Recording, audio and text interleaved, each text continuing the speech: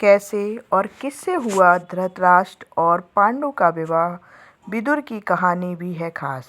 तो चलिए जानते हैं।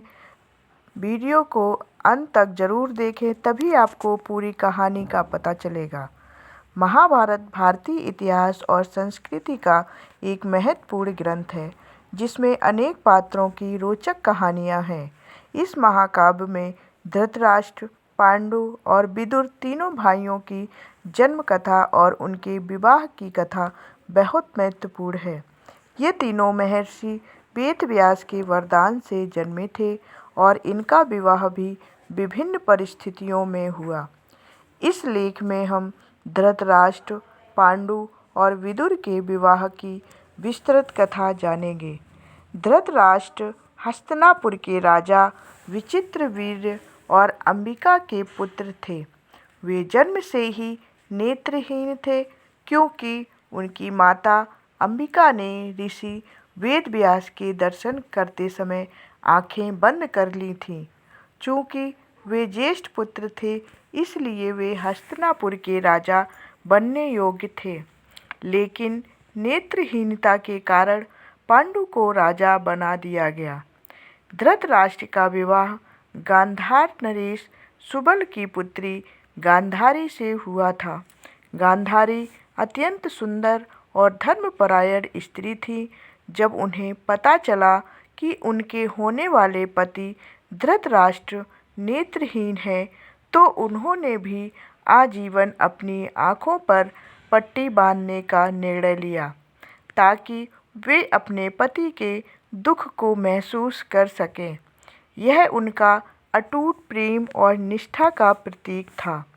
गांधारी के विवाह को लेकर एक विशेष कथा प्रचलित है।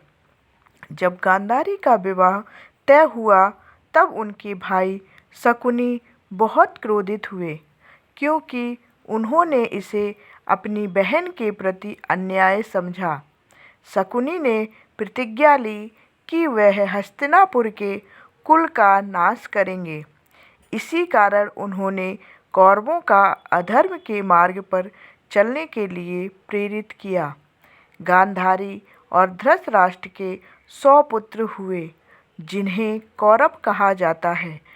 इनका सबसे बड़ा पुत्र दुर्योधन था, जिसने आगे चलकर महाभारत युद्ध में महत्वपूर्ण भूमिका निभाई थी।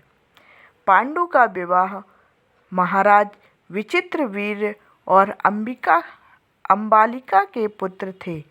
वे जन्म से ही अत्यंत बलशाली और शौर्यवान थे। उनकी माता अंबालिका ने ऋषि वेदव्यास के दर्शन करते समय भय के कारण अपना रंग पीला कर लिया था, जिसके कारण पांडु का शरीर भी पीला यानी रक्तहीन था। वे बचपन से ही स्वस्थ नहीं थे, लेकिन उन्होंने अपनी वीरता से हस्तिनापुर का शासन संभाला। पांडु ने 2 विवाह किए थे। उनकी पहली पत्नी कुंती थी, जो कि कुंती भोज की पुत्री थी। कुंती बचपन से ही एक दिव्य वरदान प्राप्त कर चुकी थी कि वे किसी भी देवता का आवाहन कर उनसे संतान प्राप्त कर सकती हैं। उनकी दूसरी पत्नी माद्री थी, जो मद्र नरेश के राजा की पुत्री थी। माद्री अत्यंत सुंदर और योग्य स्त्री थी।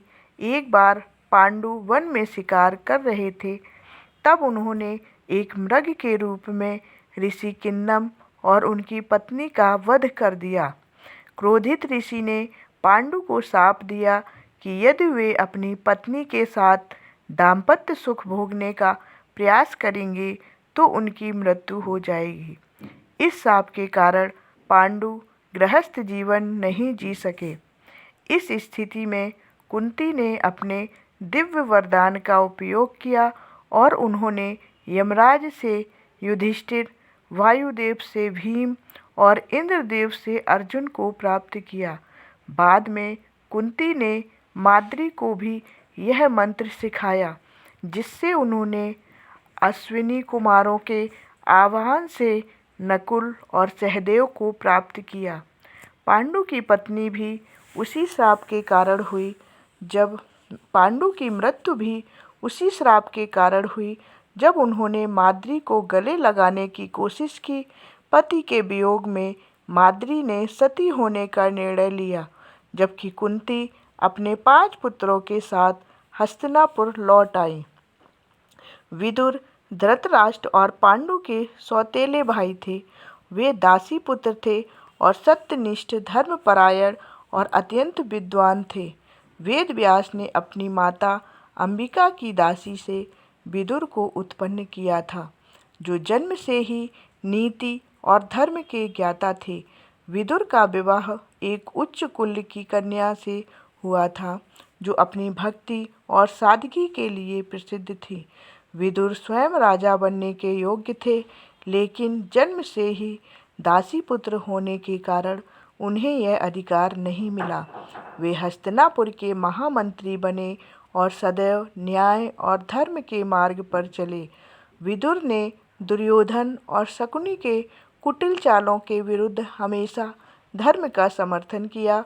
उन्होंने कई बार धृतराष्ट्र को चेताया कि वे अधर्म का साथ ना दें, लेकिन धृतराष्ट्र पुत्र में मोह में आकर उनकी बात को अनसुना कर देते थे। महाभारत में धृतराष्ट्र, पांडु और विदुर की जन्म और विवाह कथा बहुत महत्वपूर्ण है। धृतराष्ट्र ने गांधारी से विवाह किया, जिन्होंने अपने पति के प्रति निष्ठा दिखाई। आंखों पर पट्टी बांध पांडु ने कुंती और माद्री से विवाह किया और श्राप के कारण गृहस्थ जीवन नहीं जी सके। विदुर का विवाह भी एक धर्मपरायण स्त्री से हुआ था और उन्होंने हमेशा धर्म के मार्ग का अनुसरण किया। इन सभी पात्रों की विवाह कथाएं महाभारत की जटिल सामाजिक और नैतिक परिस्थितियों को दर्शाती हैं, जो हम आज भी हमारे लिए प्रेरणा और सीख का स्रोत है। ऐसी ही जानकारी भरी कहानियों को हम लेकर आते रहेंगे, तो आप भी हमारे चैनल को देखते रहिए। धन्यवाद।